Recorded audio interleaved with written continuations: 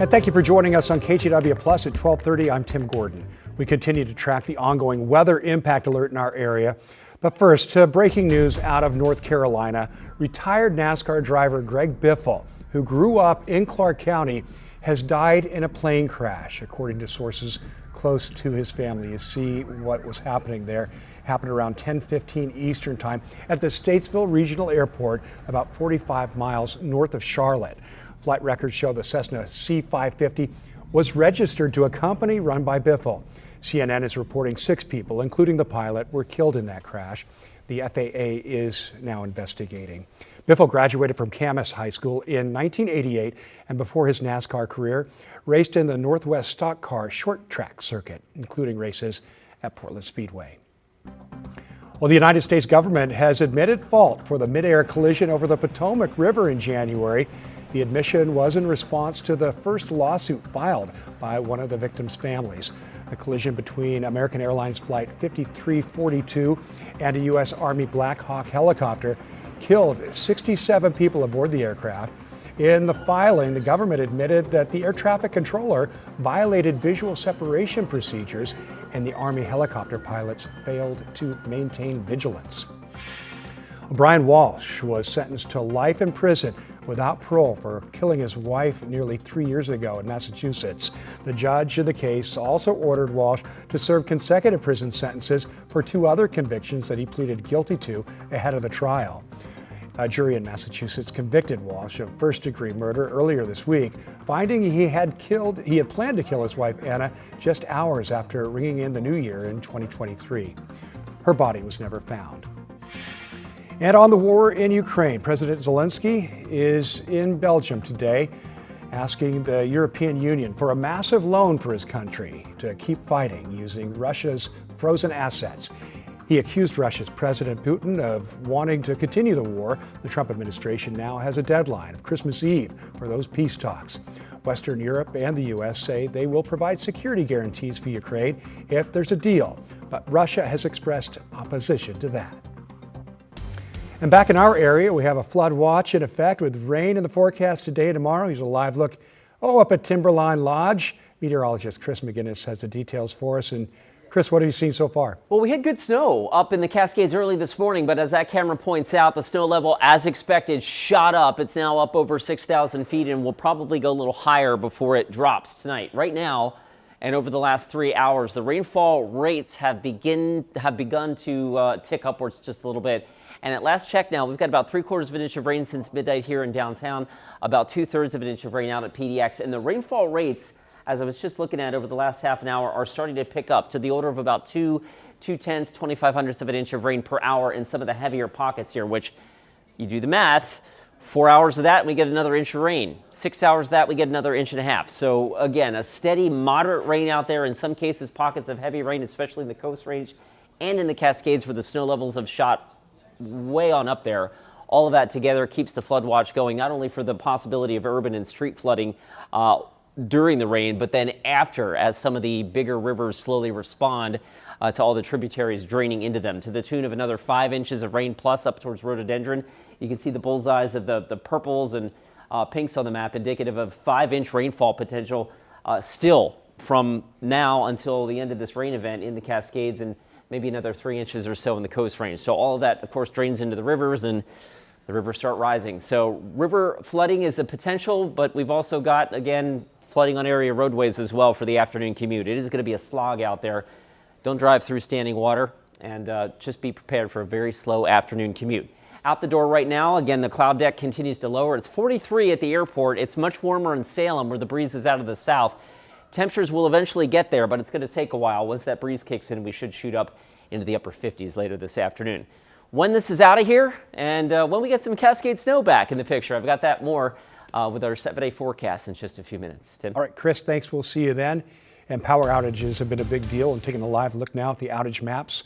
PGE is still reporting more than 11,000 customers without power. Pacific Power also reporting about 1,600 customers without power. And in Clark County, Clark Public Utilities is reporting about 1,900 customers without power. Well, last night, our Catherine Cook went to East Vancouver, one of many spots where crews are working to get the lights back on. Clark Public Utilities told her they'll keep working until everyone's power is restored. In East Vancouver, the marathon of power restoration continued Wednesday night. Crews from Clark Public Utilities repairing power lines toppled by trees. Neighbors here lost power around 1:30 Wednesday morning. I heard the wind. When the storm bore down, but they're hopeful That the lights get turned on and my freezer full of salmon doesn't go bad. For now, Andrew Culver's getting by with a headlamp and candles. We don't miss it until it's gone. So like our phones, I've had to huckle down in my car to charge my phone. At one point, Clark PUD reported 98,000 customers were without power. Things have been very busy, just trying to restore power, triage the damage, and build a game plan. Damian Pizzanti with Clark PUD says crews are working around the clock and relying on customers to report power outages to help them pinpoint the damage. Crews snap photos like this bird's eye view of downed power poles in Hawkinson. All over Clark County, massive trees uprooted as saturated soil gave way to high wind. To date, I have not experienced an atmospheric river this large or seen outages to quite this level at one time. In Camas, the storm plagued local businesses, including Grains of Wrath. Parts of their outdoor seating area shredded. The restaurant posted they're closed until further notice. We were going to eat here, but now we're going to find something else, hopefully. The power is hit and miss throughout the town.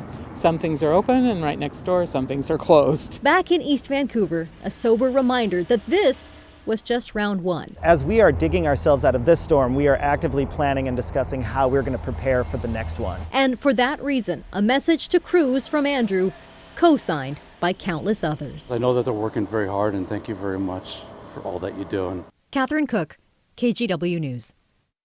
Yeah, that's for sure. Thank you very much. Officials also shared a critical reminder. If you see a down power line, stay as far away from it as you can. Remember to report them and power outages just as soon as you can do that as well.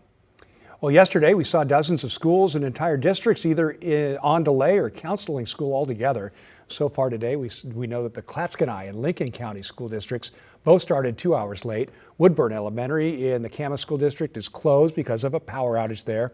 A Walshe school in the Oregon Trail School District also closed because of a power outage. And for updates, you can also go to kgw.com/closings. Well, we continue our weather impact coverage. Dozens of farm animals rescued from floodwaters in Kent, Washington. We'll show you how they're doing today. And bursting at the seams, that's how OHSU doctors describe the emergency room right now. Why ERs are seeing record demand and what patients are being urged to do instead. The KGW Plus TV app, streaming 24/7. Local news from the team you trust on your time. Track how the weather will impact your day. Certainly becoming increasingly hazardous. Extended, continuous coverage of breaking news live from the scene. That snowpack is still heavy. Go deeper with in-depth interviews and exclusive reporting. All the local news you need, live or on demand. KGW Plus. Download on your TV and watch for free.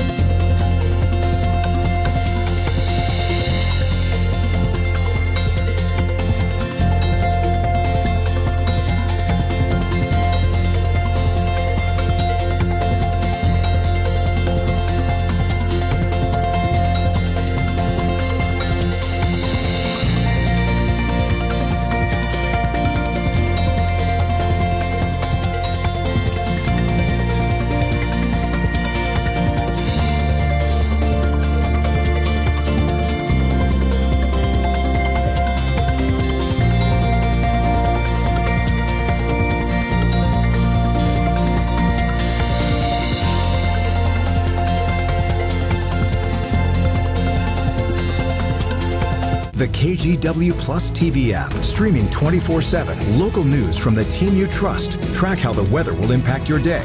Breaking news live from the scene. All the local news you need. KGW Plus. Download on your TV and watch for free. On weather impact alert days, stay informed, prepared, and connected with KGW and KGW Plus. Coverage that alerts you to what's coming and how it will impact you. Watch extended weather coverage on KGW Plus.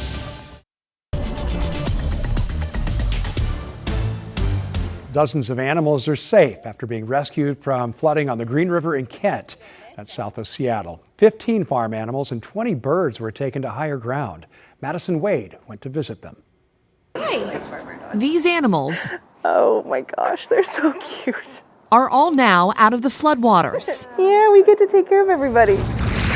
Just a few short days ago, dozens of animals at Briscott Farm in Kent were faced with life-threatening flooding. Draft horses up to water that was chest high are now on dry ground. These were the 3 horses that we pulled out. And this sweet pig named Petunia had to be evacuated or she would have drowned. Hi, Petunia. Now Petunia is munching on her favorite snack and is dry inside of a pen. Right on the lens. Amanda, with Care for Life, answered the call. In a moment's notice, she drove to Briscott Farm to help evacuate them all. These animals are amazing, and I just can't believe they all fit in the trailer. Last time I counted, we took in 15 livestock and about 20 birds. Wow, yeah, that's a lot. It's a lot. Care for Life had the space to help. There you go. They're a rescue and sanctuary near the flooded farm. Good piggies. This is what we do. We help animals, we help our community, and I'm just so happy we had this space and made this work, because these animals deserve the world, and they're taking it with absolute grace. He's a very good boy. And the Briscott Farm owners are beyond grateful. This farm means everything to us, and I do believe it means everything to the community. While the road to recovery may seem a ways away, Gracie and Don Graver are leaning in on each other, their animals, and their community for help. Nothing can ever truly replace what was lost, but I think that we can bring it back better and that we can all make some more memories soon. Well, so far today in the Willamette Valley and specifically in the metro area, we've picked up anywhere from 6/10 to closing in on an inch of rain so far. And as expected, as you look at the radar behind me over the last 3 hours, the radar rainfall rates, the rate of accumulation is beginning to pick up just a little bit. That's going to lead to a very soggy afternoon commute. More on that and when this is out of here with your forecast in just a minute. The KGW Plus TV app, streaming 24/7. Local news from the team you trust on your time. Track how the weather will impact your day. Certainly becoming increasingly hazardous. Extended, continuous coverage of breaking news live from the scene. That snowpack is still heavy. Go deeper with in-depth interviews and exclusive reporting. All the local news you need, live or on demand. KGW Plus. Download on your TV and watch for free.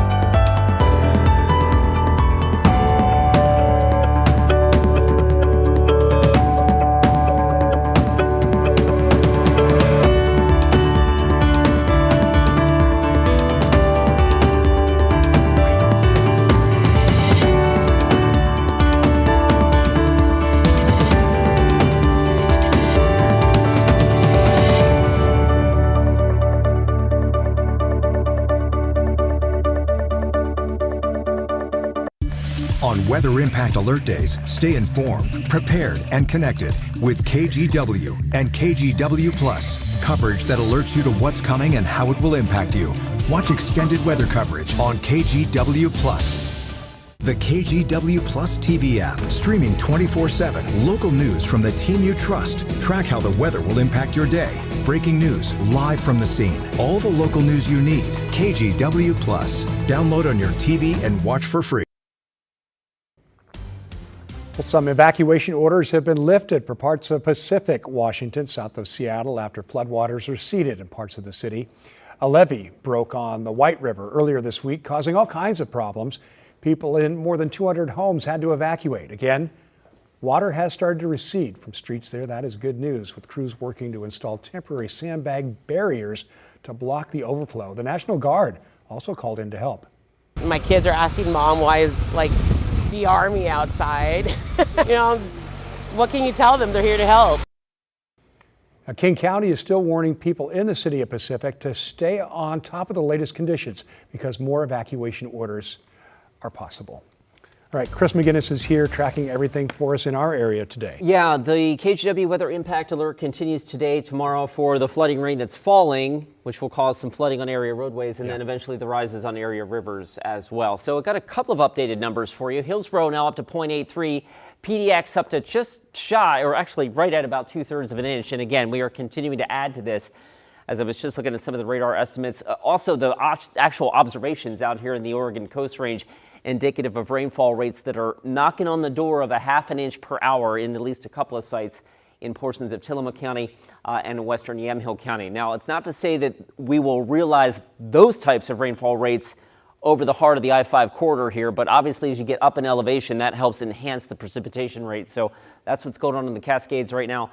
That's what's going on out in the Coast Range, and at least here in the heart of the metro area and really the I-5 corridor, I think 1/4 inch an hour for the next several hours is a pretty good bet. So that should give you an idea of, 4 hours of rain at 1/4 inch an hour.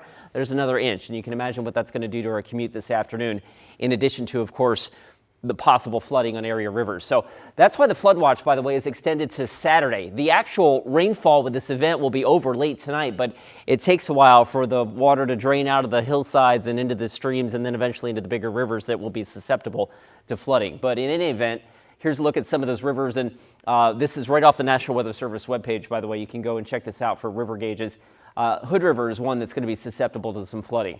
Also, the Upper Clackamas River, the Wilson River, the Nehalem River. These are all areas that drain hilly areas, and then we funnel it down into the bigger main streams, and that's why they're going to be prone to coming out of their banks over the next 36 hours or so.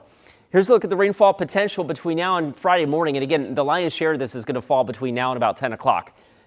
Unfortunately for the Cascades, the snow that we got this morning is going to be washed away because the snow levels are shooting up to about 7,000 or 8,000 feet, but they will come down later tonight, but not before we pick up maybe 4 or 5 inches of additional rainfall in the Central Oregon Cascades and maybe 2 or 3 inches of additional rainfall in the Oregon Coast Range. And by the time things are said and done, we're likely to tack on another inch plus here in Portland on top of the nearly 2/3 of an inch that we've already seen this morning. So the atmospheric river continues with hours of steady rainfall. We also expect to see an increasing south wind later today. So the threats that we're worried about, of course, flooded roadways, you need to watch out for that. You need to watch out for slides as well, as we're saturating soils, and that means that those steep pitches are going to be more susceptible to slide over the next, not only just today, but as we've seen, sometimes even days later, those slides can still happen.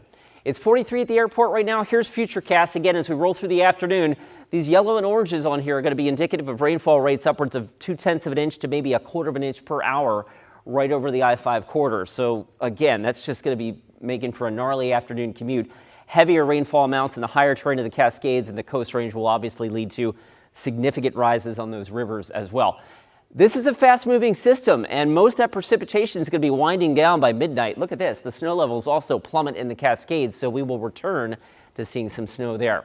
All right, there's still a high wind warning at the coast and a wind advisory until 7 o'clock this evening. We're not looking at the type of wind that we had the other night, but still, on top of saturated soils, wind gusts to 30 miles an hour could be enough to bring down, a tree or a power line in the Willamette Valley today. So be mindful of that. That wind threat diminishes late this evening, probably by midnight, and things will quiet down.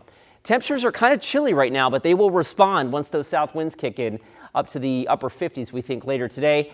And then we keep the impact alert going for Friday, not necessarily because of the weather, but because of the after effects. There could be some substantial river flooding by tomorrow morning. There also may be some slides that we're going to be on the lookout for, maybe some debris and whatnot. But the weather itself will be quieting down on Friday, and then we're back to more gentle showers as we go into the weekend, with winter arriving on Sunday morning. There it is, Chris. Thanks. Well, Portland's iconic elk statue is almost ready for its grand return. We'll have the update on that in just a couple minutes coming up. KGW Plus TV app, streaming 24/7. Local news from the team you trust. Track how the weather will impact your day. Breaking news live from the scene. All the local news you need. KGW Plus. Download on your TV and watch for free. On Weather Impact Alert Days, stay informed, prepared, and connected with KGW and KGW Plus. Coverage that alerts you to what's coming and how it will impact you. Watch extended weather coverage on KGW Plus.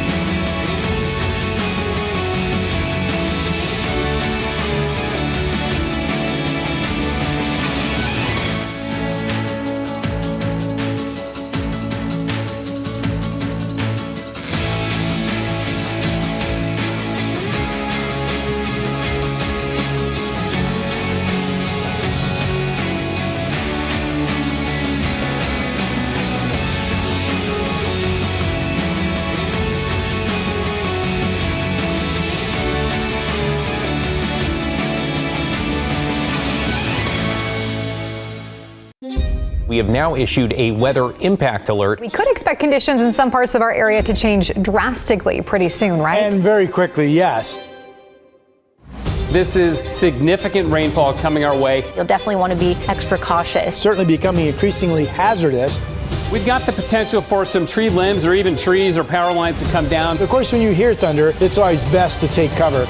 On Weather Impact Alert Days, stream extended coverage on KGW Plus. Welcome back. Downtown Portland's iconic Thompson Elk is now just months away from making its big return. Crews are actively rebuilding the fountain's base and the systems inside of it. Now, you may remember the 125-year-old structure was shut off with the elk removed during COVID. It was also damaged by fire during the 2020 protests. When crews took it apart, they found a failing base and damaged stone. Now, a new water pump will recirculate the fountain's water, saving about 7 million gallons per year. And a portion of the stone base had to be remade using matching granite sourced from a Vermont quarry. We had to match the original material. We're lucky a lot of historic quarries are not open and were not available, but this is an active quarry, and so we were able to procure the original fabric, which was really important for the historic purposes and to match the existing stone. Now, the city is now saying the base will be finished this winter, with the statue set to return next spring, finally. The ER is, I think, the direct barometer of how a community is doing. And I'll be frank when I say that our ER is bursting at the seams. That is the message from the doctor in charge of the emergency room at OHSU. There is an expansion project underway at OHSU to add 17 emergency room beds, but the project won't be done until early 2028. Right now, the emergency room on Markham Hill has just 31 beds for adults and 10 for kids. Because of that, they say if you're on the fence about going to the ER, consider going to urgent care or doing a virtual visit instead. In fact, they say the hospital system as a whole is seeing record patient visits each year. So in general, Portland went from a small village to now a small city. Also, I think we're still seeing the waterfall from coming out of COVID.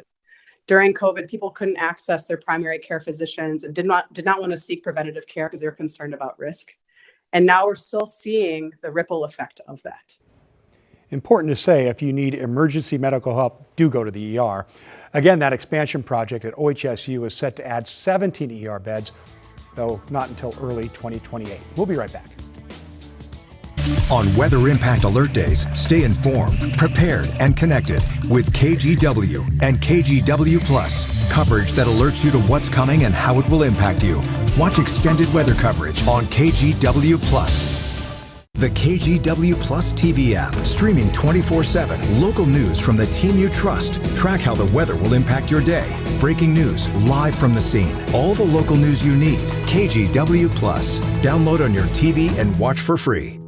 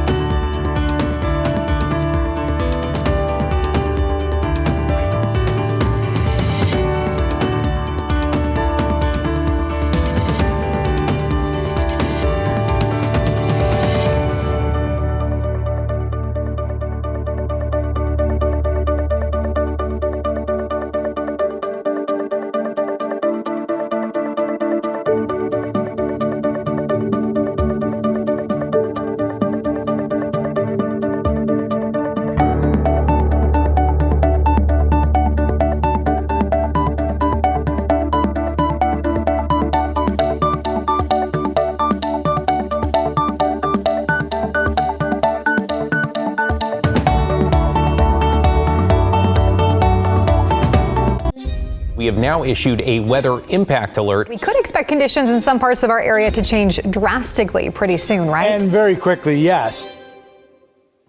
This is significant rainfall coming our way. You'll definitely want to be extra cautious. Certainly becoming increasingly hazardous. We've got the potential for some tree limbs or even trees or power lines to come down. Of course, when you hear thunder, it's always best to take cover.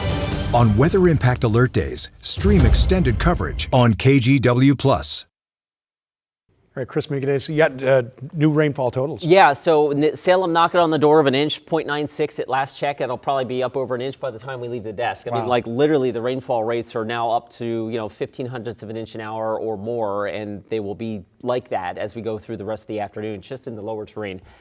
57 eventually. It doesn't feel like that out there right now, but it will get warmer as the south breeze kicks in, and then it'll cool off and the rain will shut off, and we'll get back to a chance to breathe as we head into this weekend. That'll be good. Chris, thanks very much.